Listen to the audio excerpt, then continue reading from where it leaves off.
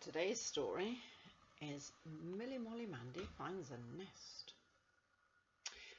Once upon a time, one warm summer morning, Uncle came quickly in at the back door of the nice white cottage with the thatched roof and shouted from the kitchen, "Milly Molly Mandy!" Milly Molly Mandy, who was just coming downstairs carrying a big bundle of washing for Mother, called back, "Yes, Uncle?" "Hi, quick," said Uncle, and went outside the back door again. Milly Molly Mandy couldn't think what Uncle wanted with her, but it had such an exciting sound she dropped the big bundle on the stairs in a hurry and ran down to the passage. But when she got to the passage, she thought she ought not to leave the big bundle on the stairs lest someone trip over it in the shadow, so she ran back again in a hurry and fetched the big bundle down and ran along to the kitchen with it.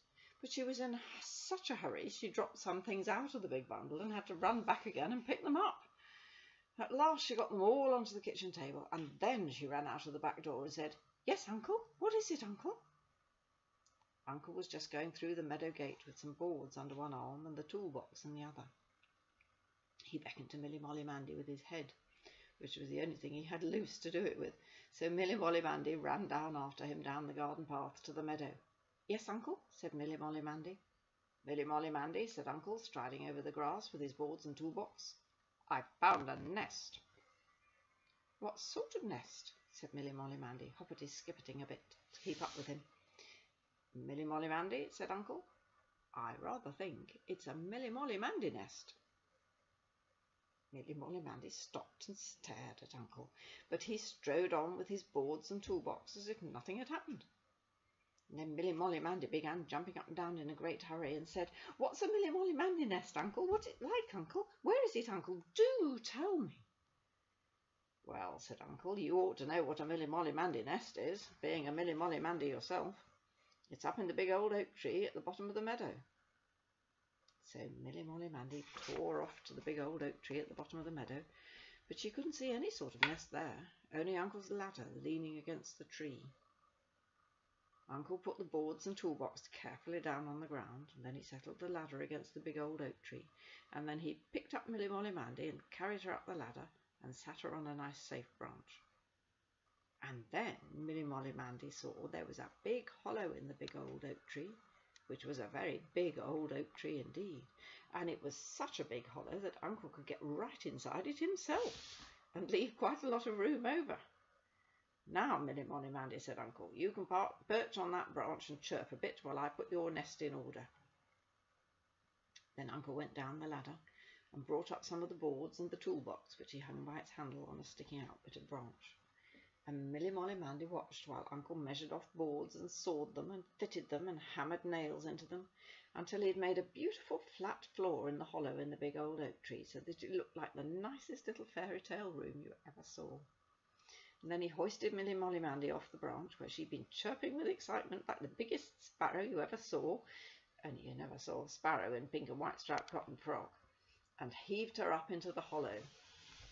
And Milly Molly Mandy stood on the beautiful flat floor and touched the funny brown walls of the big old oak trees inside, and looked out of the opening onto the grass down below, and thought a Milly Molly Mandy nest was the very nicest and most exciting place to be in the whole wide world.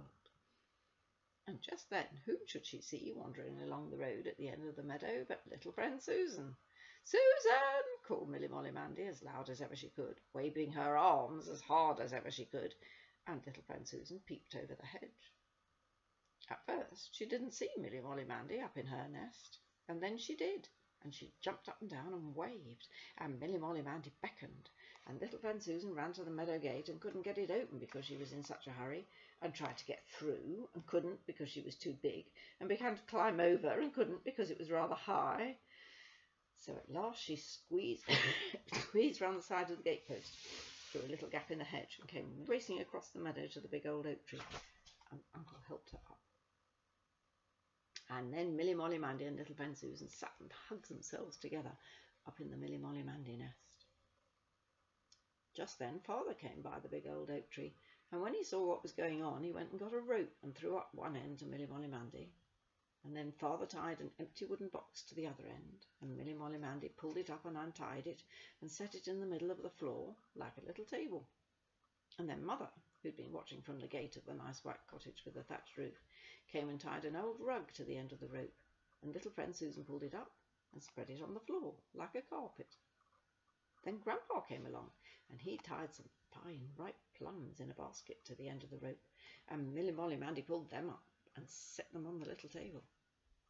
Then Grandma came across the meadow, bringing some old cushions, and she tied them to the end of the rope, and little friend Susan pulled them up and arranged them on the carpet.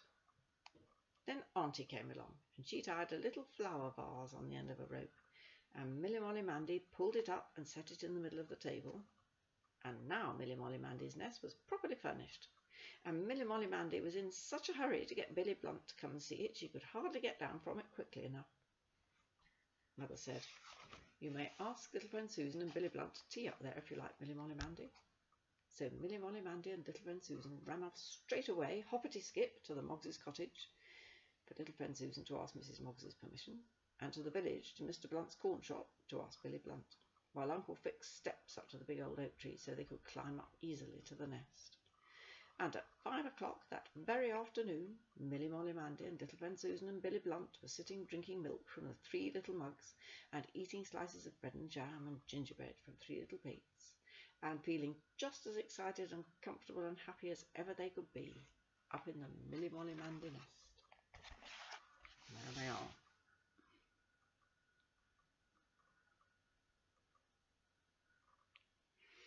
And tomorrow,